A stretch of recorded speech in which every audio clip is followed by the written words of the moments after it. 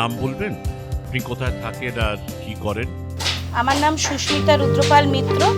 আমার বাপের বাড়ি কুমারটুলিতে, কাজের সূত্রে আমি এখানে থাকি, আর শ্বশুর বাড়ি বালিতে। আমি প্রধানত একজন মৃৎশিল্পী। আপনি কি ভোট দেন? হ্যাঁ, ভোট দিই, প্রতি বছরই ভোট দিই। এবারেও দেবেন? হ্যাঁ, নিশ্চয়ই দেবো।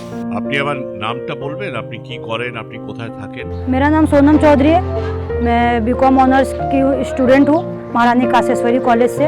इसके पहले जो एक लोकसभा इलेक्शन हुआ था उसमें मेरा फर्स्ट वोट था, और ये जो अभी आने वाला जो विधानसभा है वो मेरा सेकंड वोट है। আচ্ছা, এমন কখনো হয়েছে যে আপনি ভোট দিতে গেছেন এবং সেখানে গিয়ে দেখেছেন আপনার ভোটটা অলরেডি কাস্ট হয়ে গেছে? না, এরকম কখনো হয়নি। প্রতিবারই নিজের ভোট নিজেই দিয়েছি।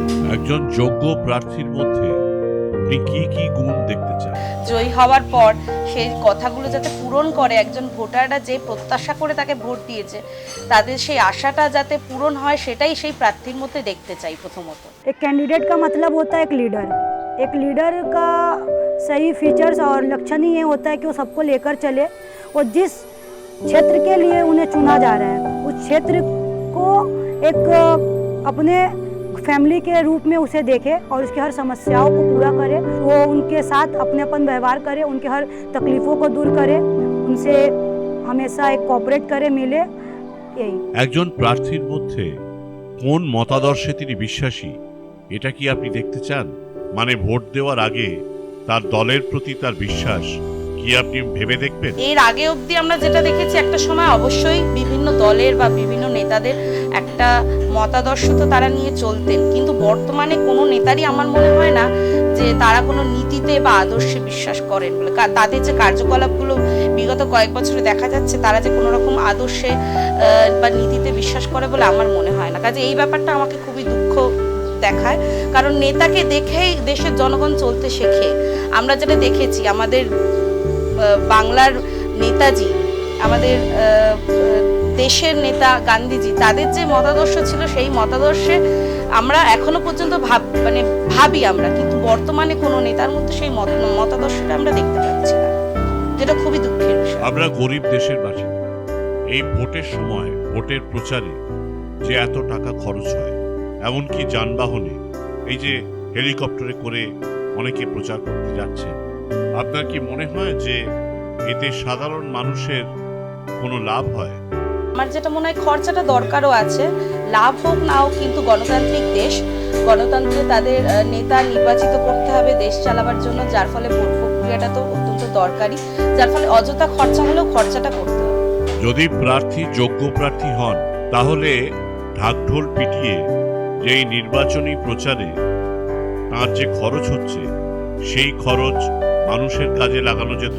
সেটা তো অবশ্যই, খরচটা মানুষের জন্য কাজে লাগালে ভালো হতো, কিন্তু আমাদের দেশের প্রক্রিয়াটা শুরু থেকেই এরকম হয়ে এসছে, তাই এই প্রক্রিয়াটাকে বদলাবার তো কেউ নেই। এবারে নির্বাচনের সময় সারা পশ্চিমবঙ্গ বা কলকাতা জুড়ে যে হোর্ডিং পড়েছে, বাংলা নিজের মেয়েকেই চায়, এ ব্যাপারে আপনার কি বক্তব্য? ये हर पार्टी का अपना अपना प्रोपोगेंडा है, तो इस पे तो हम किसी पार्टी को नहीं बोल सकते कुछ भी, लेकिन जनता दीदी माँ देखकर वोट नहीं देती है, जनता काम देखकर वोट देती है। जनता ये देखती है कि कौन सा लीडर उनके पास उनके साथ खड़े हैं और उनके सहायता कर रहे हैं, उनके दुख मुसीबत पे कौन है, जनता ये देखकर वोट देती है, और आगे भी जनता उसी को देखकर वोट देगी। किसी पार्टी का कोई स्लोगन, पार्टी का बैनर पे कोई स्लोगन या फिर कोई कोटेशन देखकर नहीं। যে প্রার্থীকে আপনি ভোট দেবেন বলে ভাবছেন, নির্বাচনের পর তিনি যদি দল বদল করেন, সেটাকে আপনি কিভাবে দেখবেন? সেটা একদমই সমর্থনযোগ্য নয়। সে নির্দিষ্ট একটা দলে রয়েছে বলে, বা সে জিতে আমাদের যে চাহিদাগুলো রয়েছে, আমাদের যে প্রয়োজনগুলো রয়েছে, সেগুলো মেটাবে বলেই আমরা তাদেরকে ভোট দিচ্ছি, কিন্তু ভোটের পরে তিনি যদি দল পাল্টান, তাহলে রাজনৈতিক সমীকরণটাও পাল্টে যায়। আমরা তো সেইভাবে তাদেরকে ভোট দিচ্ছি না। তাই মনে হয় যে এক্ষেত্রে যদি কোনো রকম আইন হয় তো খুব ভালো হয়, কারণ ইদানিং সাম্প্রতিককালে আমরা রাজনীতি যেটা দেখছি, দল কখন পরের দিন আগের দিন দেখছি এক দলে, পরের দিন ঘুম থেকে উঠে দেখছি সে অন্য দলে যোগদান করছে। তো এই যে হুড়মুড় করে দলত্যাগ বা দল চেঞ্জ, এটা একটা পাল্টানো আমার মনে হয় প্রয়োজন আছে, বা এর জন্য একটা আইন করে এই ব্যাপারটাকে কন্ট্রোল করা আমার মনে হয় প্রয়োজন আছে। এইবারে এই রাজ্যে যে বিধানসভা ভোট হচ্ছে, সেই ভোটের মূল বিষয় কি বলে মনে হয়? ধর্ম, দুর্নীতি, মূল্যবৃদ্ধি, বেকারত্ব, কোনটাকে আপনার সবচেয়ে বেশি গুরুত্বপূর্ণ বিষয় বলে মনে হয়? প্রায়োরিটি বলতে এক তো মূল্য বৃদ্ধি, অত্যন্ত জিনিসের দাম বেড়ে গেছে, আমাদেরও কাজ করতে বিভিন্ন রকম অসুবিধা হচ্ছে। নিত্য প্রয়োজনীয় জিনিস, চাল ডাল তেল সব জিনিসই আকাশ ছোঁয়া, পেট্রোল ডিজেল সব কিছু। তো মূল্য বৃদ্ধিটা তো অবশ্যই একটা ইস্যু হওয়া উচিত।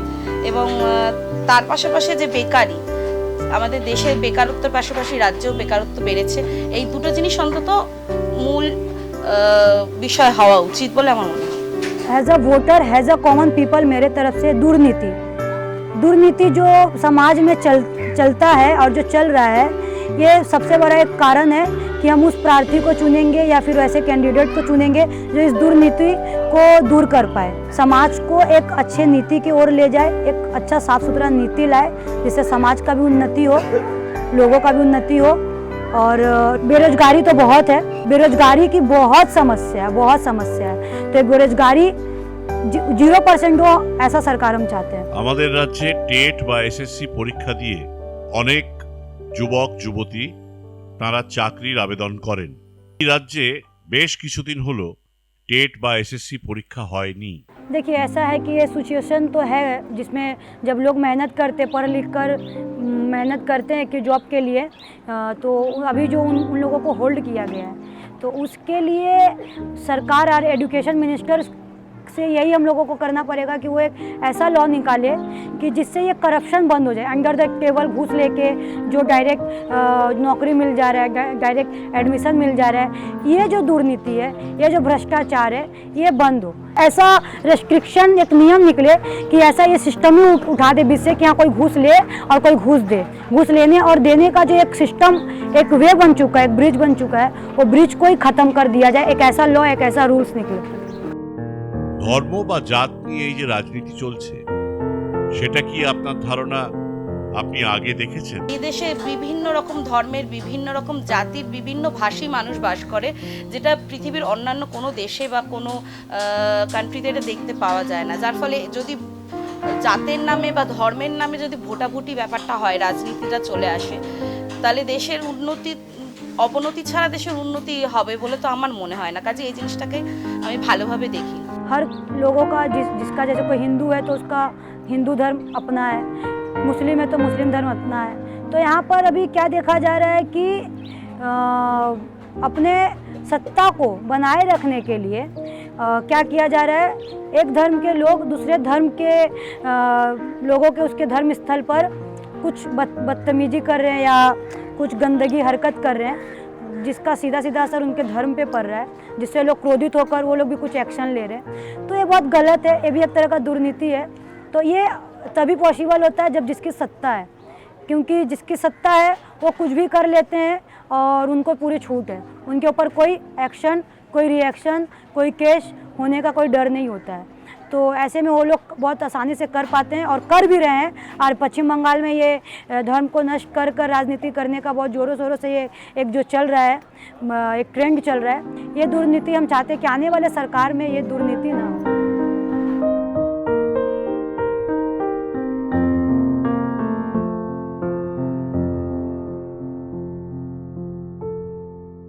গত নির্বাচনের পর এই 5 বছরে আপনার এলাকায় কোনো সমস্যা কি এখনো রয়ে গেছে? মানে নাগরিক পরিষেবা, রাস্তাঘাটের অবস্থা, পানীয় জল, দূষিত জল নিকাশ ব্যবস্থা, বিদ্যুৎ ব্যবস্থা, সেতু, রাস্তার আলো, যানবাহনের ব্যবস্থা ইত্যাদি, এর কি কোনো উন্নতি হয়েছে? बस्ती में हम लोग रहते हैं तो बस्ती का हाल बहुत अच्छे से जानते हैं।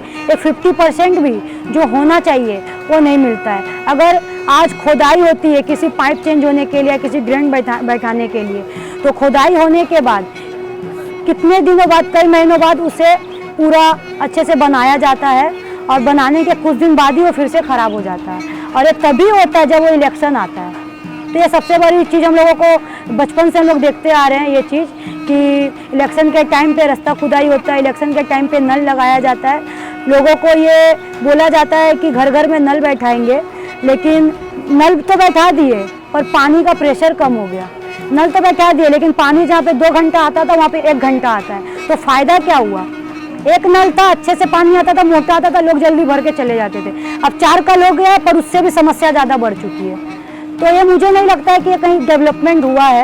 डेवलपमेंट के नाम पे बस एक ढोंग गई है मेरे तरफ से, जिसका सफ़र हम लोगों को करते आना पड़ रहा है कई वर्षों से। এই গত 5 বছরে কিছু উন্নতি হয়েছে, কিছু কিছু এলাকায় উন্নতি হয়েছে, রাস্তাঘাট বলুন বা জলের ব্যবস্থা বলুন, কিন্তু আবার অনেক জায়গাতেই হয়নি, যেটা জনগণের ক্ষোভ রয়েছে।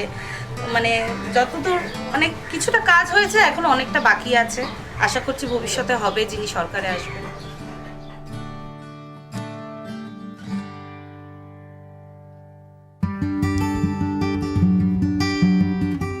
রাজনৈতিক প্রচারে অশ্লীল ভাষা বা মঞ্চে একজন দলের নেতা আর এক দলের নেতার সম্বন্ধে ব্যক্তিগত আক্রমণ করছে, একজন সাধারণ নাগরিক হিসেবে তাকে কিভাবে দেখছেন? এই যে রাজনৈতিক নেতারা যে অশালীন ভাষায় মন্তব্য করছে বা কারোর ওপর ব্যক্তিগত আক্রমণ করছে, এতে রাজনীতি কলুষিত হচ্ছে বলে আমার মনে হয়। রাজনীতি মানে একটা নোংরা পর্যায়ে চলে যাচ্ছে, যেটা দেখে সাধারণ মানুষ ভালো কিছু শিখবে না। আপনার কি মনে হয় নির্বাচনী প্রচারে সরকারের কোনো হাত থাকা উচিত? এর জন্য অবশ্যই যদি একটা আইনের ব্যবস্থা হতো, যে রাজনৈতিক নেতারা এই ধরনের মন্তব্য অশালীন করলে তাদের বিরুদ্ধে কোনো রকম ব্যবস্থা নেওয়া হবে, এটা যদি নির্বাচন কমিশন থেকে বা কোথাও থেকে একটা আইন করে বন্ধ করার ব্যবস্থা করা হতো, তাহলে ভালো হতো। আপনার এলাকায় শান্তি শৃঙ্খলার ব্যাপারে আপনার মতামত কি? এখানে তো কাজের এলাকা, একটা ব্যবসায়িক কেন্দ্রিক এলাকা, মার্কেট এলাকা, এখানে মোটামুটি সারা বছরই শান্তি থাকে। এবং নিরাপত্তা বলতে হ্যাঁ, মহিলারা যথেষ্ট নিরাপত্তায় আমরা ভালোভাবেই আছি, কোনো রকম ভয়ের মধ্যে আমাদের থাকতে হয় না। যদি থাকতে হতো তাহলে এতগুলো পুরুষ শিল্পীর মধ্যে এখন আস্তে আস্তে অনেক মৃৎশিল্পী, মহিলা মৃৎশিল্পী, তারা নিজেদের জায়গাটা করতে পারতো না। যাদের কাছে অর্থনৈতিক স্বাচ্ছল্য নেই, তারা ছাড়া মানুষ সরকারি হাসপাতালে যেতে চান না। এটা কেন মানুষের মনে হয় যে সরকারি হাসপাতালে চিকিৎসা ঠিকঠাক হয় না? তাহলে কি কি পদক্ষেপ গ্রহণ করা উচিত বলে আপনার মনে হয়? सरकार के तरफ से स्टेप मतलब सबसे पहले तो एक वेरिफिकेशन या एक निगरानी के एक रिस्ट्रिक्शन लगाना बहुत ज़रूरी है। शुरू से हम लोग देखते आ रहे हैं कि सरकारी अस्पताल हो या सरकारी स्कूल हो या किसी सरकारी संस्थान हो, वहाँ पर जिस लिए सरकार पैसा खर्च करती है, जिस लिए एम्प्लॉय को पैसा देती है, सैलरी देती है, वो सेवा पब्लिक को लोग नहीं देते, लापरवाही भरपूर होती है। तो इसके लिए एक बहुत ही कठोर एकदम सख्त कदम उठाना पड़ेगा एम्प्लॉय के लिए, एम्प्लॉय के प्रति, कि वो पब्लिक को, जो भी कंज्यूमर, उनको सेवा सही रूप में, सही मायने में उन्हें मिलनी चाहिए। আমরা কলকাতায় থাকি, উত্তর কলকাতা, আমাদের হাতের কাছে হসপিটাল রয়েছে, এনআরএস রয়েছে, আরজি কর রয়েছে সবচেয়ে কাছে। কিন্তু যারা গ্রাম থেকে আসছেন, গ্রামে তো অবশ্যই স্বাস্থ্য পরিষেবা এত ভালো নয়, ঠিক আছে? তো সেক্ষেত্রে গ্রামের মানুষও শহরে আসছেন দেখাতে, যার ফলে হাতে গোনা কয়েকটা সরকারি হসপিটালের উপর অত্যন্ত বেশি চাপ পড়ে যাচ্ছে। এবং যারা মধ্যবিত্ত, যাদের হয়তো সামান্য কিছু আছে, তারা সেই সময় ভাবছে যে না, সরকারি পরিষেবা এখানে কীরকম হবে না হবে। অনেকে হসপিটালে একটা অপারেশনের করার জন্য ডেটের পর ডেট তারা পান না, এত সেখানে ভিড়, এত সেখানে নামের লিস্ট। তখন তারা মনে করেন যে না, ঠিক আছে, যা আছে যতটুকু আছে বিক্রি করে যদি বেসরকারিতে গিয়ে আমরা ট্রিটমেন্টটা করাতে পারি, হয়তো তারা সর্বশান্ত হয়েই হয়তো করাচ্ছেন। তো এই যে উন্নতিগুলো, বা শিক্ষার ক্ষেত্রেও তাই, শিক্ষার ক্ষেত্রেও যদি সরকারি পরিষেবা, সরকারি স্কুলগুলো যদি ঠিকমতো যদি পরিচালনা করতে পারতো, তাহলে আর বেসরকারি স্কুলে বাচ্চাদেরকে দেওয়ার জন্য মধ্যবিত্ত বাবা মায়েরা ভাবতেন না। তো এই জিনিসগুলো যদি সরকার আরেকটু গুরুত্ব দেয় স্বাস্থ্যর দিকে এবং শিক্ষার দিকে, তাহলে মধ্যবিত্ত বা নিম্ন মধ্যবিত্ত মানুষের সেখানে আরো সুবিধা হয়। এই 5 বছরে আপনার কি মনে হয় যে আপনার এলাকায়, আপনার রাজ্যে বা আপনার দেশে অর্থনীতি চাঙ্গা হয়েছে নাকি আগের থেকে অবনতি হয়েছে? आर्थिक स्थिति जो है बहुत ही ख़राब, बहुत ही निम्न स्तर की है, जहाँ पर हमें 2-2 रुपये का गेहूँ और चावल राशन दुकान से खरीद कर खाना पड़ रहा है, उसमें भी घोटालाबाजी है। एक आर्थिक स्थिति अच्छी होने का मतलब क्या है कि हर कोई अपने घर पे आराम से खा पी पाए, पहन पाए, हो पाए, रोटी कपड़ा मकान, ये 3 चीज़ उन्हें आराम से, ये तीनों सुविधा उन्हें मिल जाए। लेकिन इसी चीज़ की कमी है, इन्हीं चीज़ पे समस्या है।